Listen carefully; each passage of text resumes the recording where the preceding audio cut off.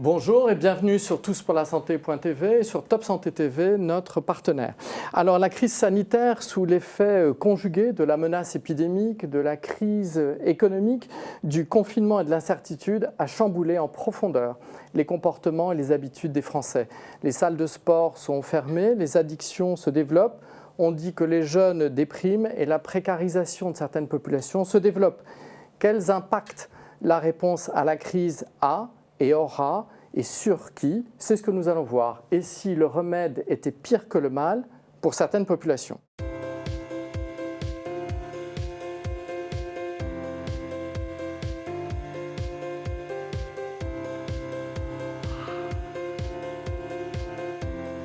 Alors, Fanny Sarkissian, merci de nous avoir rejoints. Vous représentez la Fédération des associations générales étudiantes, FAGE, et vous êtes plus particulièrement en charge de la mission innovation sociale. Donc vous avez de nombreux appels à FAGE, justement, cet impact pour les étudiants de l'impossibilité de pratiquer le sport dans des clubs de sport? Oui, effectivement, on va avoir différents retours là-dessus. On peut avoir différentes enquêtes qui ont été faites auprès du grand public, mais plus précisément des jeunes, où on se rend compte vraiment qu'il y a deux volets.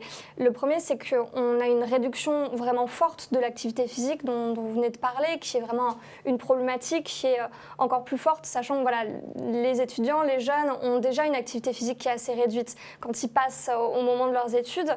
Mais là, avec le confinement, la crise sanitaire, c'est des pratiques qui ont encore plus baissé. Voilà. Mais à côté de ça, on a aussi la sédentarité qui va augmenter.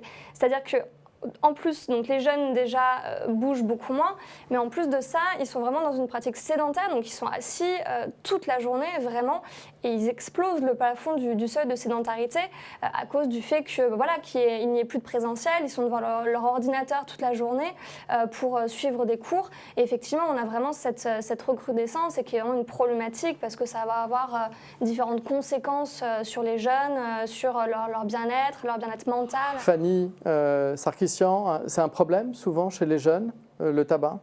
Ils vous en parlent?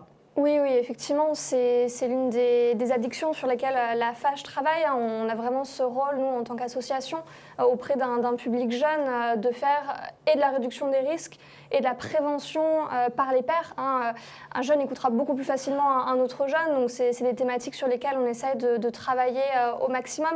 Et c'est vrai que, voilà, en plus de ce côté, bien sûr, que j'entends un peu, comment dire, répressif, où on va essayer d'interdire le produit, bien sûr, il faut vraiment aller dans les deux sens et aussi proposer un accompagnement aux jeunes et à toutes les populations. Donc nous, on essaye vraiment de faire ce travail de déconstruction, de briser un petit peu les tabous vis-à-vis de ces addictions-là.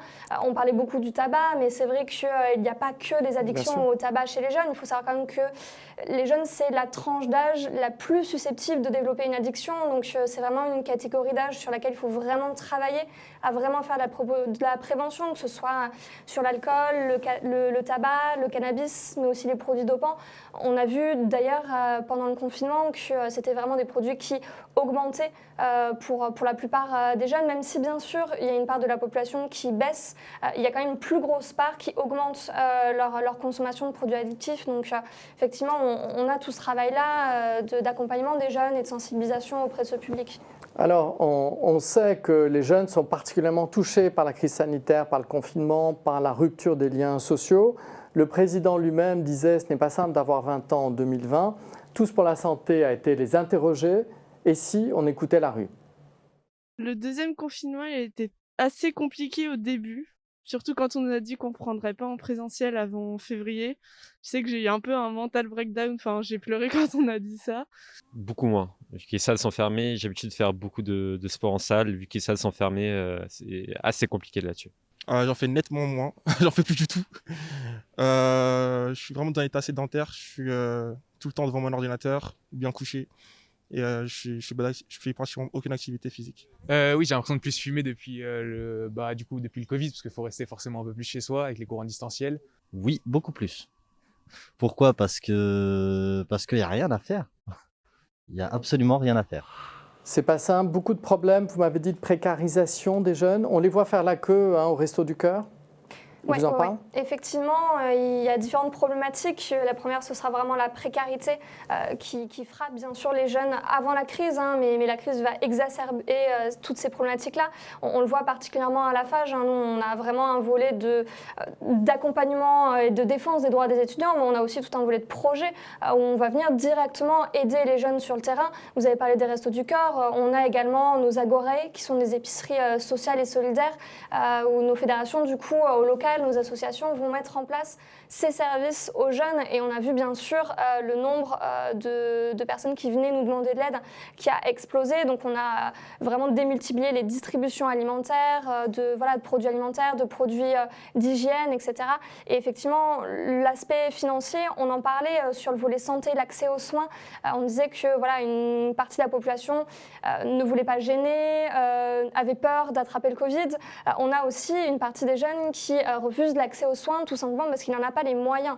Donc, Ça, c'est la partie financière, mais Oui. ils vous contactent aussi pour d'autres choses, pour les interactions sociales, comme pour le mal-être? Pourquoi? Bien sûr, bien sûr. Vraiment, les problématiques chez les jeunes, de façon générale, sur tous les aspects, on a tout de même 73%, une enquête qu'a menée la FAGE, 73% des jeunes qui déclarent avoir été affectés de façon psychologique, affective ou physique. Donc vraiment, grande majorité des jeunes sont touchés.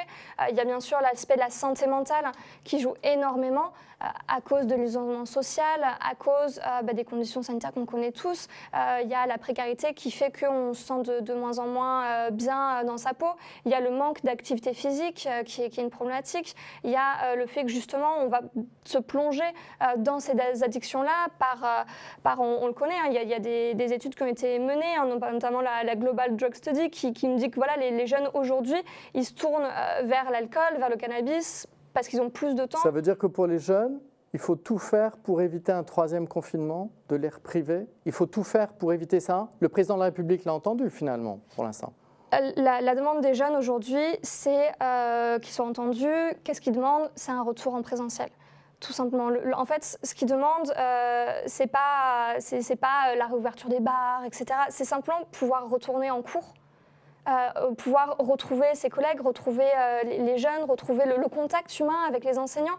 Parce que aujourd'hui, ça fait près d'un an que la population étudiante se retrouve derrière un écran, seule. Et on a eu bien sûr des annonces qui ont été faites. Et depuis le début du mois de février, une partie de la population étudiante peut revenir en cours. Et on souligne vraiment cette avancée. Et on espère que ça peut pouvoir continuer petit à petit. À ce que, on ne demande pas bien sûr que l'ensemble de la population étudiante revienne en cours. On parlait de curseurs tout à l'heure. L'interaction sociale, c'est l'essentiel. On arrive finalement à la conclusion de cette émission. Et finalement, je voudrais citer un philosophe, André Comte-Sponville, qui a lancé un grand débat à propos de la crise sanitaire. Il a dit que finalement, c'est légitime de protéger les populations les plus fragiles par les confinements, mais que peut-être on pouvait exposer à certains risques d'autres types de populations, avec des menaces et des risques dont on a parlé tout au long de cette émission. Alors, on a été demandé au professeur Fischer, monsieur vaccin du gouvernement, ou président de la concertation pour la stratégie de vaccination, quelle pouvait être la réponse à ce dilemme? Protéger les fragiles et éviter d'exposer à de nouveaux risques le reste de la population. Vidéo.